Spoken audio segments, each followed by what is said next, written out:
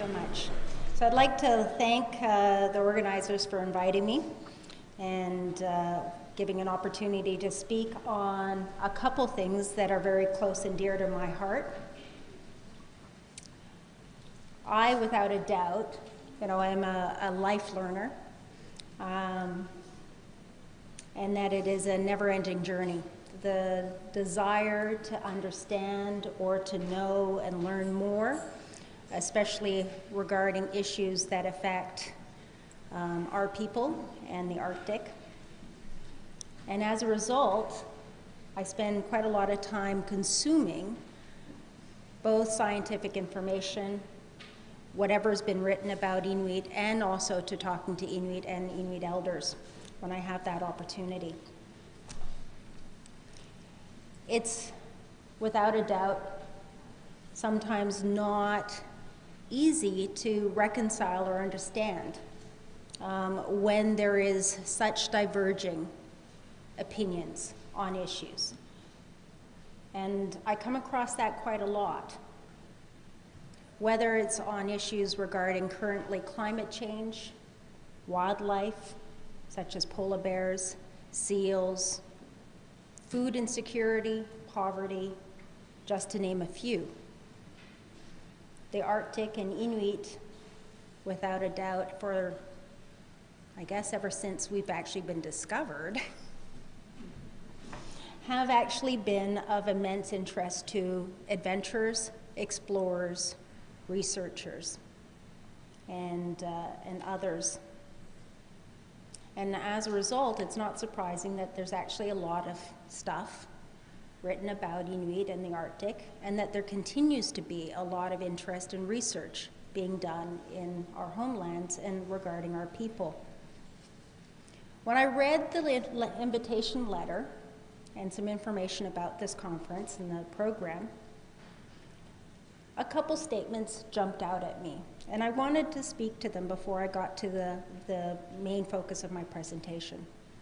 Is that there was a statement that said Inuit were confined to the status of objects of science, and that Inuit have now become important actors and active participants in Arctic research. Sometimes we still are the objects of science,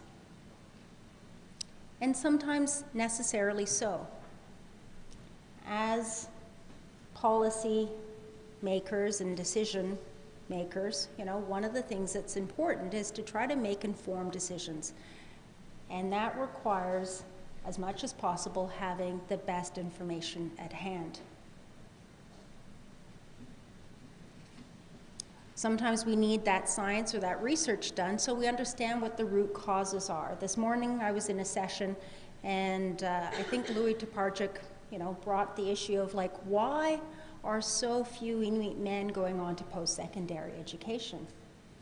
That's a really important question, and one that I think probably needs some research. And not only at that level, but why are our young men or our boys dropping out of high school at the rates that they are? And I was happy to hear that I think that the government in Nunavut may be doing some of that research, because that is something that is very troubling and something that needs to be addressed. But there are other times that research is being done that we feel is quite questionable and sometimes quite dubious. We wonder, what the hell are you thinking or doing on that issue? And I heard yesterday afternoon that on a session regarding collaborative research, that they had some, good approaches or ideas, and they were trying to collaborate, and that collaboration actually wasn't possible. In part, probably because the community wasn't that interested in that particular research. So when research is being done, it is important to sort of ask the fundamental questions. What is being researched? Who is doing that research? Why is that research being done? And what is going to be used from that research? We have a long history of seeing research or science being used in very, very problematic ways, in ways that actually harm us. When we find, you know, in the past when there's been research done on wildlife where there's calving grounds, all of a sudden that's great, you know, and that information has been derived from speaking to our hunters and our people. And then all of a sudden a park is created. And then we're not supposed to hunt there. That's a problem. Or when there's some recent current research that's being proposed in Nunavut on doing seismic testing on Baffin Bay. Well, the Inuit of our region, when it was being proposed by the National, and I'm trying to remember the acronym, National Resources of Canada, something like that. NRC. I know the acronym. There's so many acronyms. And our Inuit organization challenged it and sought and won an injunction because the consultation was very, very bad. And we were also very concerned that actually there wasn't enough science or research to show or demonstrate that the wildlife, the fish, the whales, the seals, would not be harmed by that activity. So we won that, but it was only a temporary win because not that, 2 years later, we have a different government agency, now the National Energy Board, who is saying that it's okay for the company to proceed to do seismic testing on Baffin Bay, not that far from actually Lancaster Sound. And that, once again, consultations were poorly done. And the community of Clyde River is very concerned, again, and rightly so, that there's not enough science or research to ensure that that activity won't harm the animals. But it wasn't being sold, in that way. A lot of these times, research sometimes is sold very differently, like as if there's some other agenda. That this would be good for shipping, that this would be good, necessary mapping exercise, or the consultation company that was hired. I remember the young woman, lovely 25-year-old, fresh, eager, coming before the mayor and council and saying, this is great, we're going to do this work, it's going to be great for everyone. And we said, well, what is it for? I don't know. But it's so good. Well, who's going to buy this information? Oh, we don't know, but it's so valuable, we're sure that people are going to buy it. Well, we're not buying it. So not surprisingly, when someone is sent to our communities and they don't know what the research activity or proposed activity is going to be, they can't answer what I would say are fundamental, common sense questions. There's a problem. Red flags, come up. So that case is before the courts, and I really do actually hope that the Clyde River succeeds, because we need to change, in some cases, depending on what the work is, how research is done, how consultation is done, and how our community members are engaged, but that when we think there are problems and we have very legitimate concerns, we need to see that they are being addressed. And that's just in one area. When I was working with the Qikiqtani Truth Commission, one of the things that, our mandate spanned from looking at about 1950 to 1975, why and how Inuit moved from this nomadic way of life into the permanent settlements, looking at government policy and government decisions and the effect of those on Inuit. Not surprisingly, it spanned so many issues, everything from relocations and how Inuit moved and where they ended up, to the killing of the dogs, or children being sent to school, whether day school or residential school, or health care, wildlife. It looked at the whole gamut. And a lot of those decisions back then were based on, not surprisingly, usually some policy rationale. Some of it was just, Canada is introducing some universal program, so we're going to deliver it to all Canadian citizens, and how do we do it in the North? But also, there were researchers and scientists involved in a lot of those. Often, very cursory, not very substantial. And we heard repeatedly from people that, they would have someone come into their camp, and I'll give you a specific example, where the person was observing what the family was eating, to the point that actually the mother started to hide her food preparation and started to hide, what she was feeding her family, because she didn't know what the researcher was doing. She became suspicious.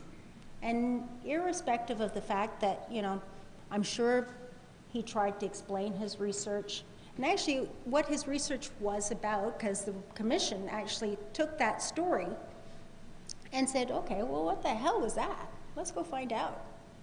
And we identified that researcher, and we actually spoke to him because he was still alive. We actually got the research paper and read it.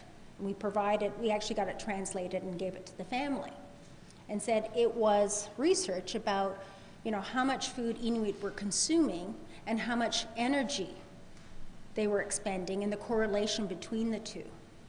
And that he had no clue that, that he'd caused such anxiety in this woman, to the point that her son, who's probably about my age now, remembered that story. So a single incident or interaction, can have actually, quite long-lasting effects. I mean, thankfully in that case, it was fairly, benign and beneficial, but it's not always. I also wanted to touch on another issue that, has come to, something that's annoyed me for quite some time, but actually was brought up today in a session. When I was with the commission, it took me a while to start to realize that all the stuff that I was reading from the archives or from published academic works is that often Inuit were not being identified. An Inuit woman from Iqaluit said. And then I noticed a pattern that virtually a lot of our people were effectively devoid of their personal identity. And then I get asked, quite a lot by academics or researchers to be interviewed and, share my thoughts or my experiences on a topic. And they'll put in front of me a waiver, try to obtain my consent and prove that I actually, was willing to have this. And that waiver, 9 times out of 10, actually, truth be told, it's probably 10 times out of 10, is explained to me in that it will be confidential. Well, sometimes I can understand why that's important if the research area is particularly sensitive, and maybe it's on sexual assaults or alcohol use, but even then. But I'm told that this is being produced or required by the University Ethics Board, and that I have no choice but to, when I sign that consent, that I become anonymous. Well, my education, thankfully, includes law, and I go, bullshit. Of course I can scratch that out, and I'm going to, because I don't want to be anonymous. I don't want to be, as I read in my mother's generation or my grandmother's generation, some Iqaluit, some Inuk woman from Iqaluit. I want my identity cited. I want my words attributed to me. I don't know of a single Western academic or researcher or expert or specialist that would agree to be anonymous in published works. I don't think George Wenzel would like for me to interview him and take his words and just say, some guy from McGill University said this. Pretty certain that, Milton Freeman wouldn't appreciate it. I'm pretty certain almost every single professor in this university wouldn't appreciate it unless there was a reason for their anonymity, and usually one that they wish to identify, because they're going to be subject to some repercussion or reprimand that they're not prepared.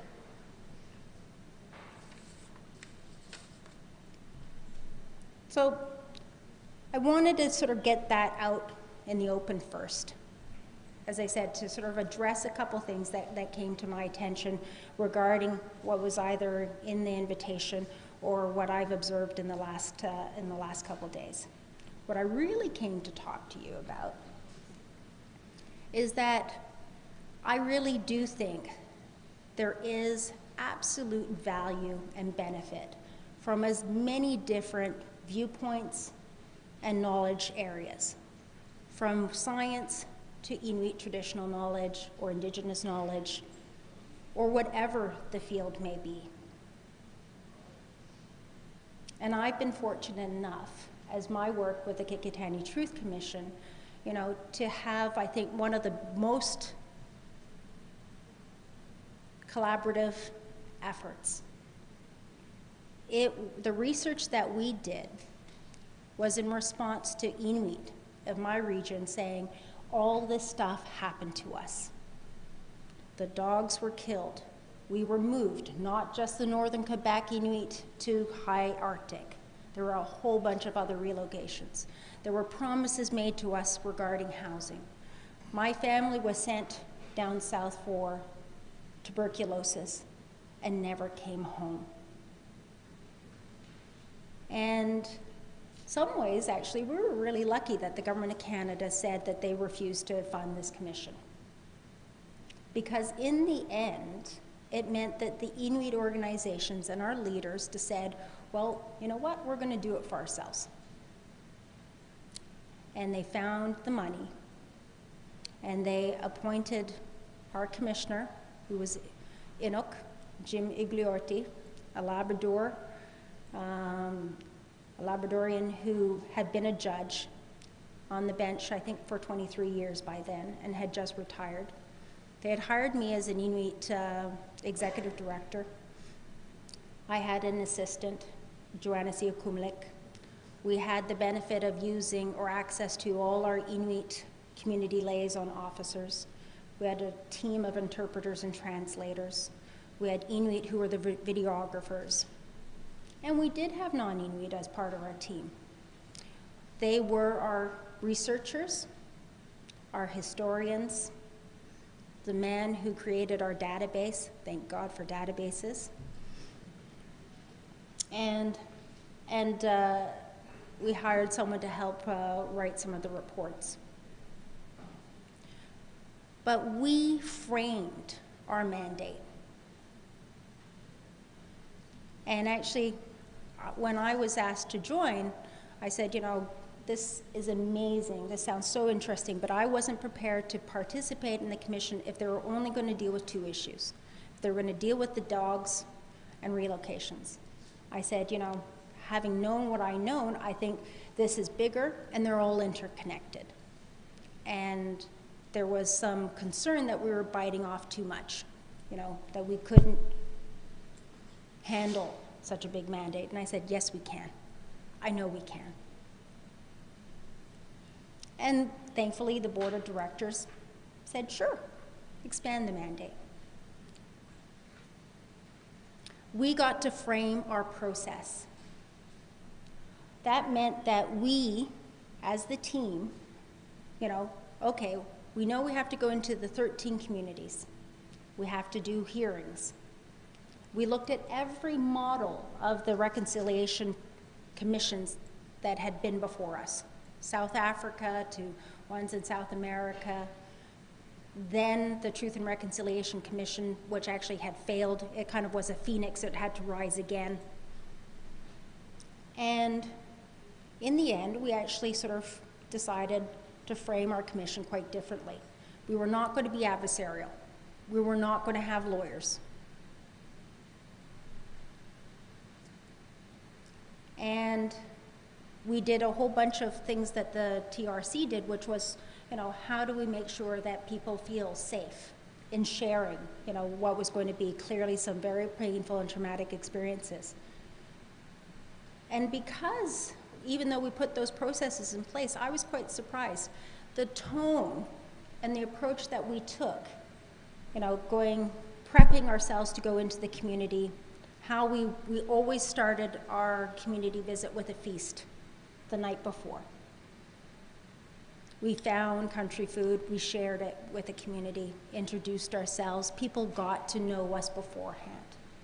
I had also asked our historians to produce community histories before we went into the communities. And that was because I knew that my commissioner from Labrador didn't know our region and didn't know our communities. And I had traveled enough into their communities, and I always say our communities have their own personalities.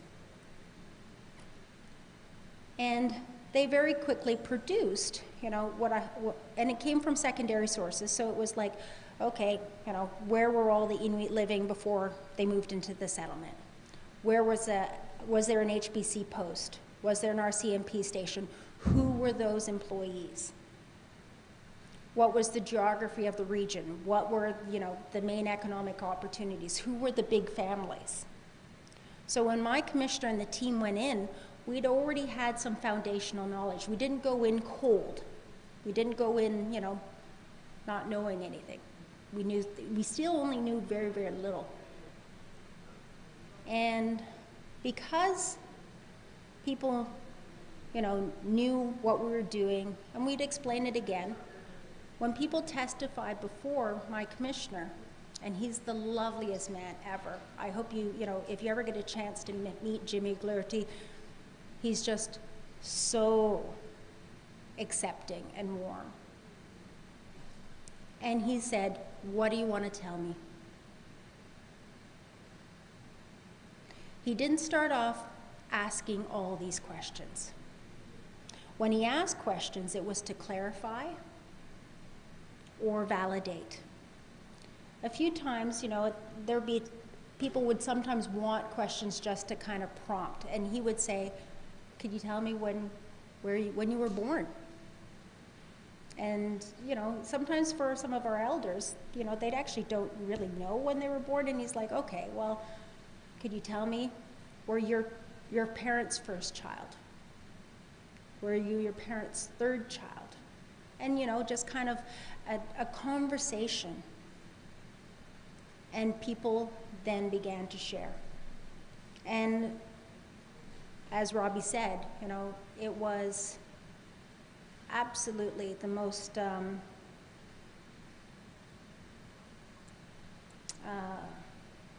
it was the best job I've ever had, and I don't even want to say it was a job, because it was an honor to be able to go into the communities and to have people share, their life stories with us. And what was also neat is, because we'd done some of the foundational information on our research, is when people said, well, an RCMP officer, and be like, okay, well, what was his name? No one knew an RCMP officer's name. We learned that really quickly. And he'd be like, what did he look like? He was tall, he was skinny, he had red hair. We go to records and be like, oh, that must have been, Corporal Mackenzie. Because we literally had to sort of go the physical characteristics, and it was really, really important to cross-reference. What we learned also from the testimonies, and we were doing the archival research at the same time, and we were getting records from Ottawa, so the Libraries and Archives Canada, Prince of Wales, Anglican archives, Oblates archives, anthropologists, a whole bunch of them. We talked to people like Hugh Brody, And we found out that I would have to say 99.999% of the time, everything that Inuit told us, we were able to validate by the archival record. We, of course, made the assumption that, that what people would tell us would be their truth. But it was really fascinating to get different perspectives on the same event. And I want to share with you one story. I remember we had a woman testify to us in Pangnirtung about how, they were forced to go to the community. Well, it wasn't even really a community they were in. They were forced to go to the HBC post for their annual health check on the visiting ship. And how she went on the boat with her baby and her amoti, her husband and her children. They'd all go in procession, go down into the bowel of the ship, have their x-ray taken, and they had seen a shadow on her lung. And so she wasn't allowed to get off the ship. They took the baby from her hood, and off the baby went. She didn't get a chance to say goodbye to her spouse or her other children. She didn't know if her baby went to the right place. Thankfully, it did.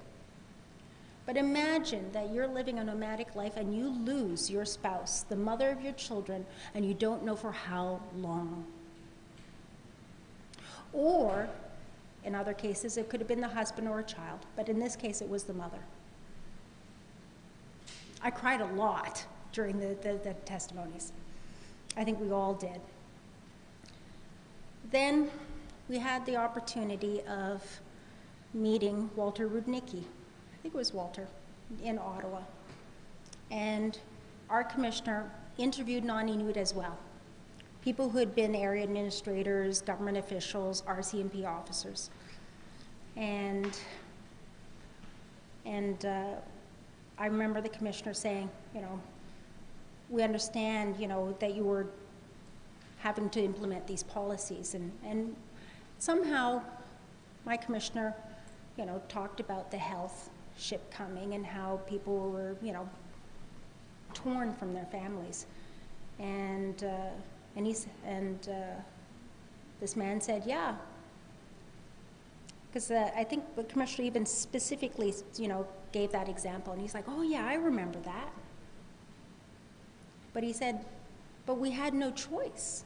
Because the ship were on such tight schedule because of ice conditions, we didn't let people get off the boat to say goodbye, or there was the other fear of that they would run away and not come back because they didn't want to go down south and be separated. So he remembered that particular incident. I was like, wow. Then I was at a conference, INAC then, now ANDC, and I was sharing some of those sort of stories.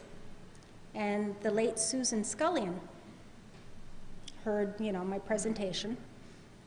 And at the end of it, she stood up and she says, I remember that. I was a little girl.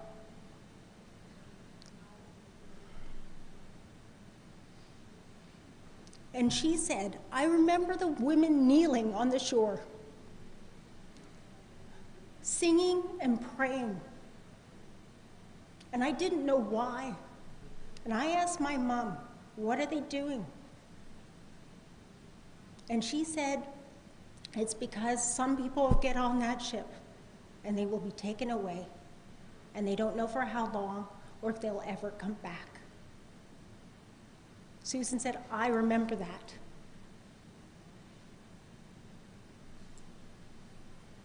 So it was amazing, We were so fortunate. I mean, I think most researchers would be utterly jealous of the resources that our commission had, of the time that we were given, and the team that we assembled, and the approach that we took. We always, recognized that we were working on a legacy project, that we had a huge responsibility, not just to the people who came and testified before us, but to their families, to the communities, to the people that follow us. We also had a responsibility for the non-Inuit who had come to our area to make sure that they had an opportunity to share, their own reflections, and that it wasn't just what we read in the reports or the published works. And that writing the report that we did in the end, or reports, because there were many, was as accurate as we possibly could be. Every piece of fact or information that we had made the puzzle clearer. And it was hard, because in some cases, there were so many different viewpoints, but it added to the richness. And there were times we just simply could not reconcile. I think I've got 5 minutes. And there were times we simply could not reconcile between accounts, and that was okay. We said, this is what we heard from this person, this is what we read from the archives. But as I said, virtually most of the time, they were just, the singular events happened, it was just a question of different perspectives. I could talk on about the commission for like years, because I lived it for years, but I won't. All I can say is that if you have the opportunity to read the report and the other supplementary reports, I think you'll see that, we tried to achieve what we did, which was to honor, the events that occurred, and to do it as most respectfully as possible. And that those reports, we hope will give not only our people a better understanding of what happened, but give all Canadians and all people who are interested in Inuit and the Arctic, a better understanding of what we went through and what we continue to go through, because our communities are the way they are because of a lot of those events that happened before us. It is a shared history. It is shared reality. And I think as a result, we're all in it together, and let's do it the best way that we can. I don't think I stuck on topic very much compared to my notes, but when it comes to this stuff, you just end up sort of like talking from your heart and your head. So thank you.